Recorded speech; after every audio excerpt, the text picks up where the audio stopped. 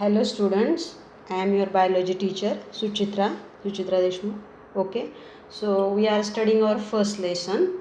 Okay, so in the last session we have studied structure of anatropous ovule, and then we have studied development of female gametophyte. Okay, so I have given some notes also. So you were supposed to write these notes. Okay, then today we will study pollination. Okay, so as you know that pollination means transfer of pollen grains, that is male gametes from androecium to gynoecium, that is female part of the flower. Okay, so let us study in detail. Pollen grains being non-motiles means they cannot move, and angiosperms means flowering plants have evolved the strategy to use abiotic agents and biotic agents to their flowers, feeding the visitors and exploiting their mobility for pollination and also seed dispersal. So as we know that pollen grains are non-motiles, means they cannot move from the male part to the female part. So nature has given some adaptation in this flowering plant so that they can use the abiotic agent. Abiotic means non-living things like wind and water, and biotic means living things like bird, insect, so that they can transfer these pollen grains from androecium to gynoecium, and they will also help to seed dispersal, means for spreading the seeds. Okay, and they get feed at the same time. Then pollen grains are non-motiles, means they cannot move, and they are usually carried from flower to flower by means of external agents. So they cannot move on their own, so they have to use some external agents like wind or water or bird and insects. Okay, so there is a definition of pollination, you should know this.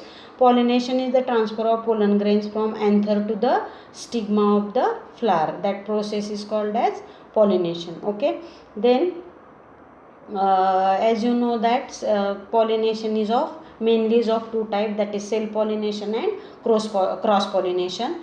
So in self pollination, pollen grains are transferred on from the androecium to gynoecium of the same flower, or they are transferred from one flower to another flower of a same plant.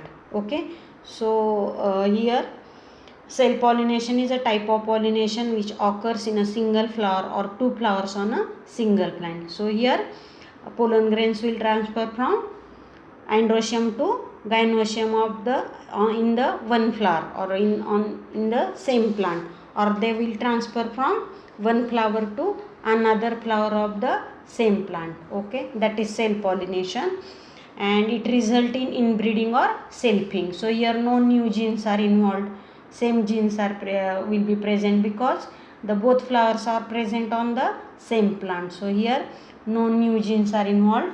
In contrast, cross pollination is the transfer of pollen grains from the anther of the one flower to the stigma of the another flower of different plant of same species. So when these pollen grains are transferred from one flower to another flower of the another plant, okay, then that is cross pollination, means two different plants are involved in this cross pollination.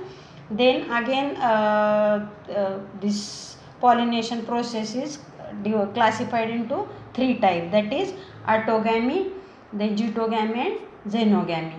So auto means always self. Okay, so it is a type of pollination in which bisexual flower is pollinated by its own pollen grain. So bisexual means having both androecium means male part and gynoecium, that is female part. So when both the male and female parts are present in the same flower, this autogamy or self pollination is possible.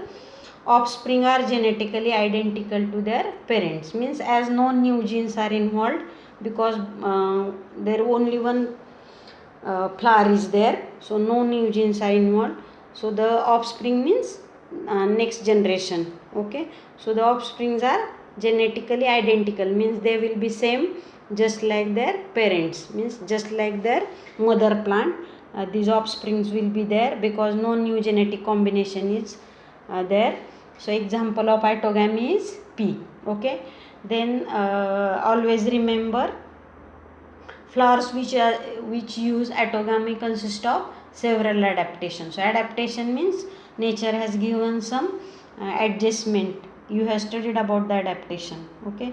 So here for this autogamy, some adaptations are given by nature. So which are these? First one, when flower opens to expose its sex organ, it is called as chasmogamous, so that the cell pollination will be possible. Then the contrivances or a condition that leads to favor cell pollination are bisexuality, homogamy and cleistogamy. So in bisexuality, both male and female sex means androecium and gynoecium is present in the same flower. Then homogamy means when the anther and stigma of a flower become mature at the same time. So that as the anther and stigma are mature at the same time, definitely there will be self pollination, which is also called as the homogamy.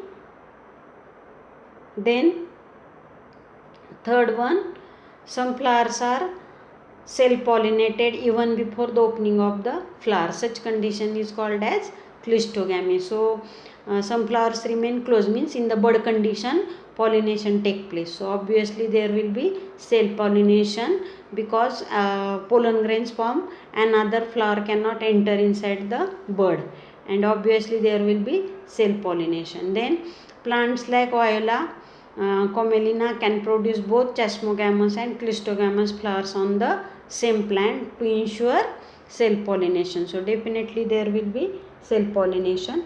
Then the next type is zygotogamy.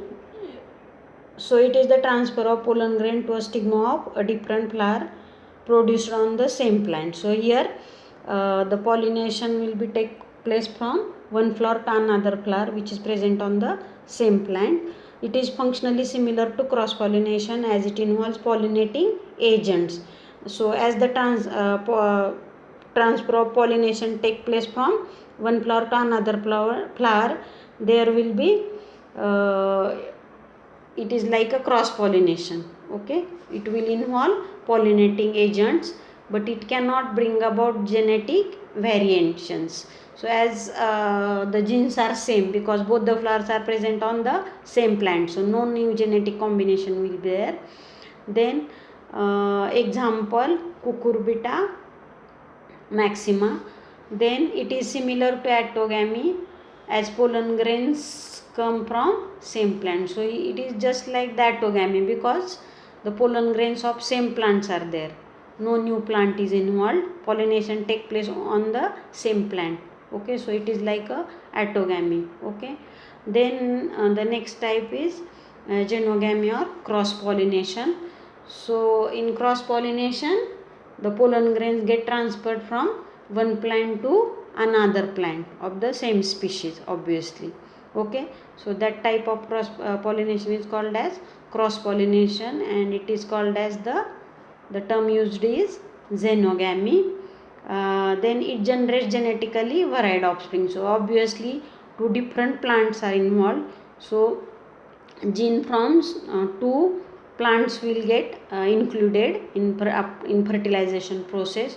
So there will be variations as two parents are involved. So plants are genetically different, and there will be variation in the offsprings. Okay, then majority of the flowering plant depend upon the transfer of pollen grains. So for the fertilization process, here in the sexual reproduction, transfer of pollen grain is very important. So all these plants, flowering plants, need various type of agents for this pollination process, and these agents are again divided into two types: abiotic and biotic. Abiotic means in which non-living things like wind and water is involved, and in biotic agent means living things like birds are there, insects are there. Okay, so first of all, pollination by wind, which is called as anemophily, means transfer of pollen grain by wind. Okay, so here most of the important crop plant are wind pollinated, means pollen grains are transferred from one flower to another by wind.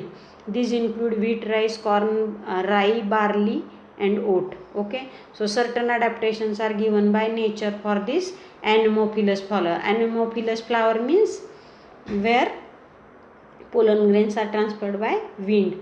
So which are these? First one, the flower are small, then they are inconspicuous. Inconspicuous means which are not noticeable, which are very small. Then colorless, without nectar, means nectar is not present, honey is not present, and they don't have any fragrance or odor. Then the pollen grains are light in weight, because it has to be transported by wind. They are very lightweight. Then they are dry and produce in very large number, because there is a chance that due to in the dispersal or in the transport they get lost, okay, by wind. So nature has given that this adaptation, that they will produce in very large number. Okay, then stigma is feathery to trap pollen grains carried by wind. So stigma is feathery so that it can capture the pollen grains which are carried by wind. Okay, then here they have given one diagram. Pollination by wind, maize plant is shown. It is a example of wind pollination.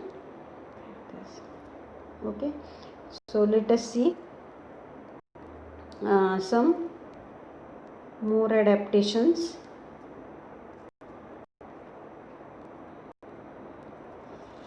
Okay, then stamens are exerted with a long filaments and versatile anther. So as the filament is long and anthers are versatile, means they can move. So due to that versatile anthers, these pollen grains from anthers get easily they can get dispersed by this wind, as the anthers are versatile, means they can move and the filament is long. Okay, then stamens and stigma are exposed to air current. So as the stamens and stigma, stamen means male part, okay, and stigma means female part, so both are exposed to wind current, so that easily this pollen grains from stamen will get transferred to the stigma and pollination will easily take place. Okay, then always remember the pollens of wind pollinated plants are most frequently associated with symptoms of hay fevers among people those are sensitive to pollen. So many times many people are sensitive to these pollens. Okay, then next one, pollination by water, which is also called as hydrophilia. Hydro means always water. Okay, so many times the aquatic plants means which grow in water. So here pollination is carried out by water. Okay, so found only in some 30 genera of aquatic monocots. So monocot means having single cotyledon. Okay, so in some monocots which are aquatic, means live in the water, these are hydrophilous, means their pollination is carried out by this water. So adaptation in hydrophilous flower. Flowers are small and inconspicuous, means flowers are small and they are not noticeable. Perianth and other floral parts are unwettable, means they do not get wet due to water. Pollen grains are long and unwettable due to presence of mucilage. So as it has to be carried out by water, nature has given them adaptations that they will not become wet due to water, due to mucilage.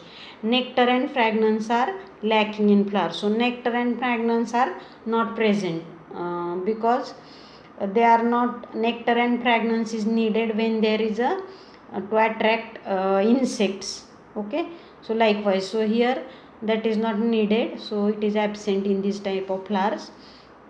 Then hydrophily is of two type. It is again divided into type: hypohydrophily and then epihydrophily. Okay, so first one is hypohydrophily. Hypo means always above, on the surface, like that, hypo.